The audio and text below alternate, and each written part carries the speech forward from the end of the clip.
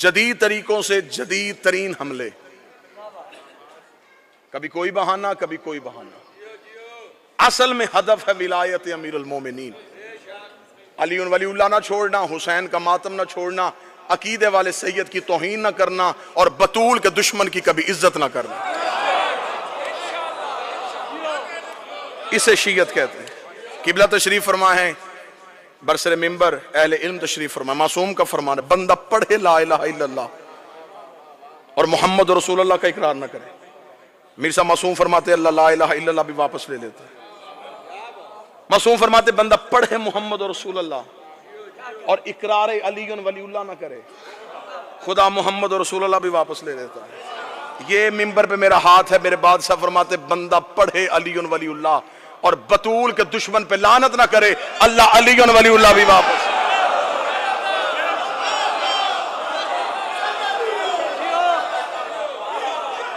شیعت آسان کام نہیں، یہ شیعت ہم تک پھولوں کی سیج سے نہیں، تلواروں کی دھاروں سے چل کے آئی۔ یہ مجلسیں ہیں اس مجلس کا صدقہ جو پہلی بار شام کے قید خانے میں ہوئی تھی، یہ منبر ہے اس منبر کا صدقہ جو شام کے بازار میں نیزے پہ سجا تھا۔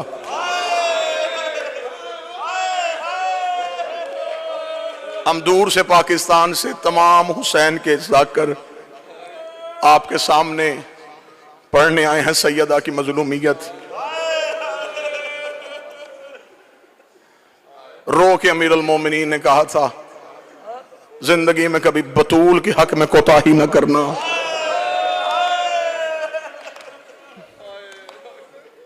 سادات و غیر سادات، بس اپنے ہی وقت میں منبر چھوڑنا چاہتا ہوں، معافی مانگ کے جملہ کہوں گا، ایام عزا قریب ہیں، اتنے عزت والے لوگ تشریف فرما ہیں، مل کے آمین کہنا۔ میرا اللہ، اگر ہم میں سے کسی کی زندگی کی سانسیں محرم سے پہلے ختم ہو رہی ہیں، تجھے حسین کے گھوڑے سے اترنے کا واسطہ ہماری زندگی اتنی بڑھا دینا ہم غریب کے جنازے میں شریک ہو سکے۔ میرے مولا، ہمیں زندگی سے پیار نہیں، ہمیں غریب کے ماتم سے پیار ہے۔ اتنا یہ قوم بیٹوں کی شادی کا انتظار نہیں کرتی جتنا یہ حسین کے ماتم کا انتظار کرتی ہے۔ شام غریبہ میں نے تڑپتے ہوئے شیعہ دیکھے ہیں جو رو رو کے گلے لگ کے کہہ رہے ہوتے اللہ جانے اگلے سال ہم ہوں گے یا نہ ہوں گے۔ ایام عزا سے پہلے صرف ایک روایت پڑھوں گا، کوئی مصائب نہیں پڑھوں گا۔ مصائب کی دنیا کے بڑے منفرد نام منبر پہ ہیں، بابا زیگم شاہی تشریف فرما ہے، ہمارے بھائی سردار وسیم العباس تشریف فرما ہے۔ کتاب سے ایک روایت پڑھنے لگا ہوں، مصر کا رہنے والا ایک شیعہ تاجر تھا، ہر سال اپنے گھر میں امام حسین کے 10 دن مجلس کرواتا تھا۔ ایک سال ایسا آیا، کتابیں کہتی ہیں کہ اتنا مقروض ہو گیا، اتنا مقروض ہو گیا، گھر کے برتن بھی بک گئے۔ چاند محرم کا طلوع ہو گیا، پھر احمد شاہ جی چھت پہ گیا، محرم کے چاند کو دیکھا، میری صاحب چاند کو دیکھا تھا، کاش میری زندگی میں طلوع نہ ہوتا، ہر سال تو طلوع ہوتا میرے گھر میں حسین کے نوحے پڑھے جاتے، تو بھی طلوع ہو گیا اور میرے گھر میں انتظام بھی کوئی نہیں۔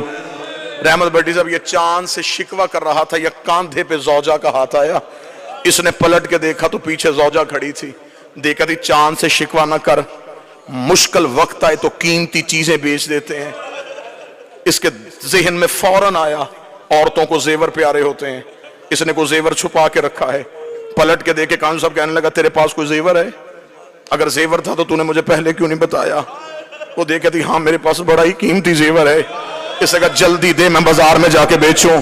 کتاب کہتی آگے آگے بیوی چلی، پیچھے پیچھے شوہر چلا، اس کمرے میں آگے جہاں 2 بیٹے سو رہے تھے، دونوں بیٹوں کے سرہانے آ کے کھڑی ہوئی، شوہر نے زوجہ کی آنکھوں میں آنکھیں ڈالی، دیکھے قدم مجھے تیرے ارادے کا پتہ نہیں چلا، رو کے کہنے لگی میرے گھر میں ان سے قیمتی کچھ نہیں ہے، میرے گھر میں سب سے قیمتی یہ ہیں۔ اتنا کہنا تھا، شوہر دیکھا تھا کیا کہنا چاہتی ہے، کیا کروں ان کا، ہاتھ باندھے رو کہتی ماں تو میں ہوں نا، میں منت کرتی ہوں بردہ فروشوں کے بازار چلا جا جہاں غلام بکتے ہیں، انہیں بیچ دے، جو قیمت ملے اس سے کروائیں گے ہم حسین کی مجلس۔ اتنا جملہ کہنا تھا، شوہر سر سے لے کے پاؤں تک کانپا، رو کے کہنے لگا کبھی کسی نے اولاد بھی بیچی ہے؟ قدموں پہ ہاتھ رکھ کے کہتی سچ بتا تو نے مانگی کس سے تھی؟ تڑپ کے کہنے لگا مدینے والے حسین سے، کہتی جلدی جا بازار میں جا کے بیچ دے۔